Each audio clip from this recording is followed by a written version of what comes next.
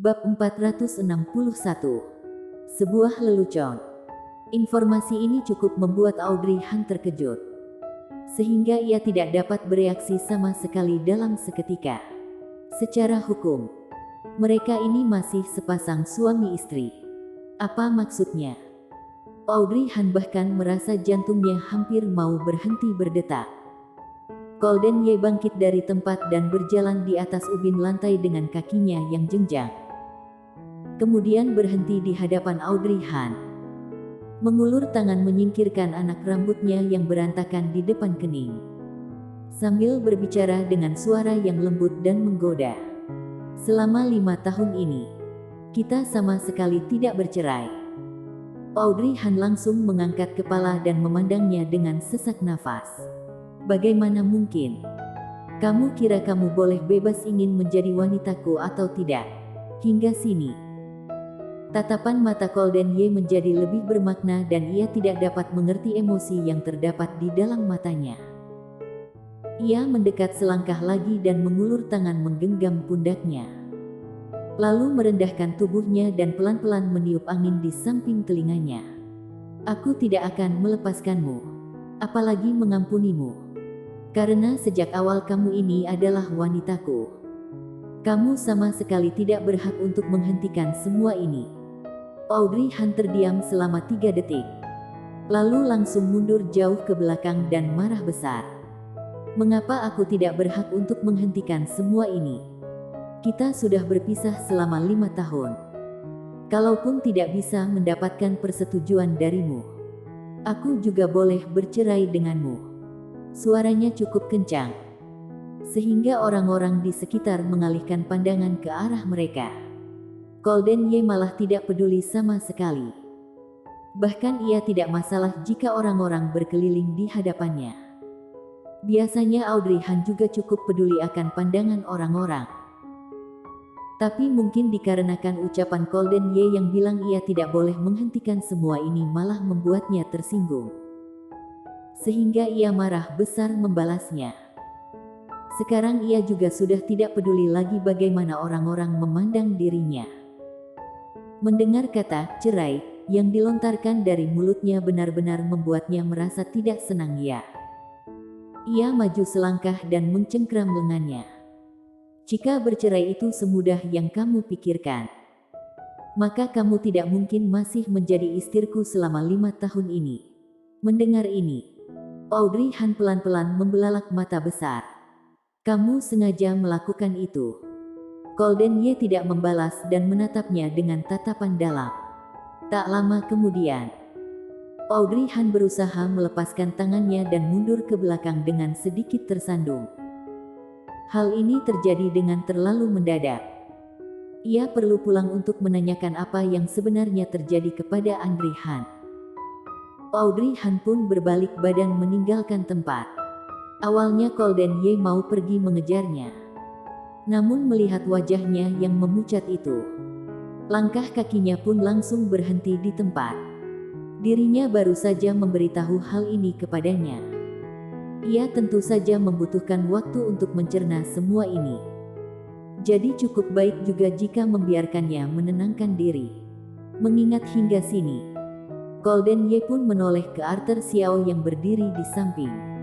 Antar ia pulang sana. Hati-hati di jalan. Arthur Xiao mengangguk, lalu buru-buru mengejarnya. Awalnya Audrey Han ingin naik taksi pulang sendiri. Namun Arthur Xiao mengendarai mobil ke hadapannya. Silakan naik, Nona Audrey. Di sini sangat sulit untuk mendapatkan taksi. Apalagi akulah yang membawa Anda datang kemari dan Tuan Muda Ye juga menyuruhku untuk mengantar Anda pulang. Mendengar nama Golden Ye, tatapan Audrey Han sedikit berubah. Kemudian ia mengangkat kepala memandang Arthur Xiao yang duduk di dalam mobil. Apakah apa yang ia katakan itu benar? Mendengar ini, Arthur Xiao terdiam sesaat dan tidak membalasnya. Kamu itu asistennya. Seharusnya kamu tahu akan segala hal tentangnya. Kasih tahu aku, apakah apa yang ia katakan itu benar?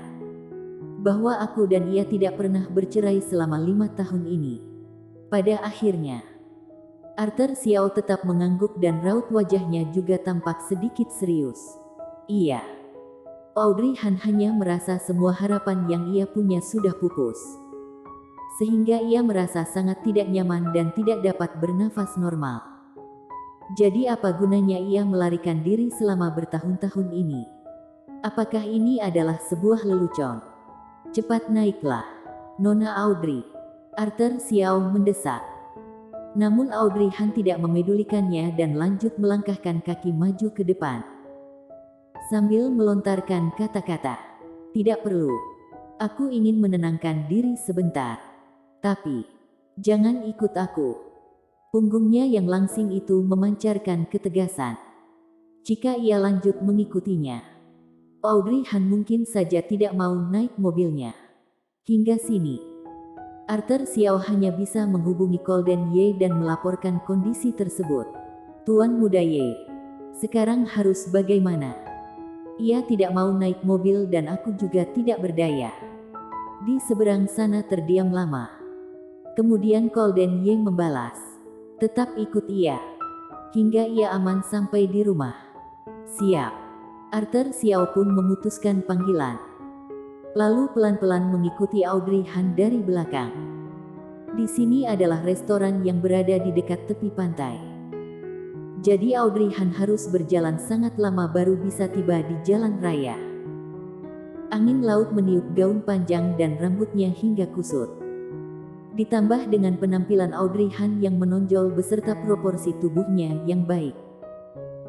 Jadi terkadang ada beberapa pengendara yang lewat tidak tahan berhenti sebentar untuk menanyakannya. "Mau kemana, cantik? Bagaimana kalau aku antar kamu?" Audrey Han melirik sekilas orang itu dengan tak acuh. Bahkan tidak membalasnya sama sekali. Untuk orang-orang yang suka ajak bicara sembarangan, ia sama sekali tidak perlu bersikap sopan. Meskipun tatapannya tampak tak acuh. Tapi karena wajahnya yang cantik, tatapannya ini pun membuat pria yang sembarangan ajak ia bicara itu meluluh. "Jangan begitu cuek, cantik. Tempat ini sangat sulit untuk mendapatkan taksi. Hampir semuanya adalah turis. Mobilku hanya ada aku dan 2 temanku. Kalau kamu mau ikut, aku pasti akan mengantarmu tiba di tempat." Audrey Han masih tidak memedulikannya. Namun orang itu masih saja mengganggunya. "Naiklah. Harus butuh berapa lama waktu lagi kamu baru bisa sampai? Lihatlah dirimu yang kurus. Pasti akan sangat lelah." Langkah kaki Audrey Han langsung berhenti di tempat. Pria itu pun berpikir di dalam hati bahwa ia sudah berhasil membujuk Audrey Han untuk naik mobil. Ketika ia tersenyum bersiap membuka pintu mobil untuk menyambutnya, Audrey Han malah hanya melontarkan satu kata dengan cuek, "Pergi." Senyuman pria itu langsung menjadi kaku dan terdiam lama di tempat. Seperti tidak menduga hal ini sama sekali. Ketika ia tersadar kembali, Audrey Han juga sudah jalan jauh. "Hahaha. Hari ini Tuan Muda Ki juga bisa kena tolak. Jarang sekali ya. Bukankah kamu sangat hebat dalam mengajak wanita?" Teman baiknya yang duduk di samping kursi pengemudi tertawa mengejeknya. Raut wajah Tuan Muda Ki yang ditertawai tampak agak suram. Lalu mengomel, "Ada hubungan apa denganmu? Aku merasa tidak masalah. Orang itu cantik. Sayangnya, ia tidak menganggapmu sama sekali." Teman baiknya lanjut bercanda. Tuan Muda Ki menatap wanita bertubuh langsing di depan sana. "Aku benar-benar harus mendapatkannya." Arthur Xiao sejak tadi mengikuti Audrey Han dari belakang. Ketika Audrey Han diajak bicara, Arthur Xiao juga sudah melihatnya. Namun ia merasa tidak ada masalah. Jadi ia tidak muncul untuk menghentikannya. Tak lama kemudian, ia pun melihat mobil itu bisa-bisanya juga menguntit Audrey Han. Entah mengapa, mereka bisa-bisanya tidak menyadari mobil Arthur Xiao. Ketika Arthur Xiao berkerut alis dan berpikir mau menghentikannya atau menghubungi Golden Ye, Audrey Han bisa-bisanya melambaikan tangan ke sebuah kendaraan yang berhenti di tepi jalan. Kendaraan itu adalah sebuah truk yang kebetulan lewat di jalan ini. Supirnya seperti seseorang yang sangat baik dan bisa-bisanya juga berhenti ketika melihat Audrey Han melambaikan tangan. Ada masalah apa, Nona? Paman. Audrey Han menunjukkan senyuman. Aku ingin ke dalam kota. Bolehkah paman mengantarku ke sana?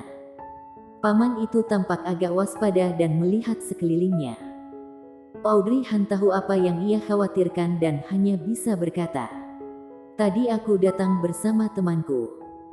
Tapi sekarang ia tidak ada waktu untuk mengantarku pulang. Jadi aku hanya bisa berjalan kaki pulang. Bolehkah paman berbaik hati untuk membiarkan aku tumpang? Aku akan membayar ongkosnya." Bersambung.